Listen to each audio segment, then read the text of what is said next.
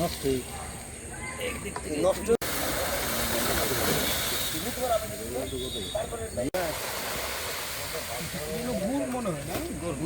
আমাদের দেশীয় চুলাই মদ 62.500 ml।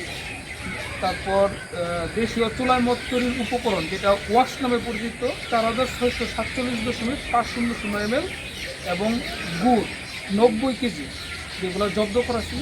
তো এগুলো বিজ্ঞ আদালতের নির্দেশনা মোতাবেক আপনারা দেখতে পাচ্ছেন যে আমরা এগুলো ধ্বংস করেছি। তো আমরা আপনাদের প্রতি বিনীত অনুরোধ থাকবো, এলাকাবাসীর প্রতি বিনীত অনুরোধ থাকবে যে আমরা সবসময় মাদকের বিরুদ্ধে আমরা সবসময় সোচ্চার আছি। আমরা চাই যে সাল্লাবাসী যেন মাদক মুক্ত একটা সুন্দর একটা সমাজ করতে পারে।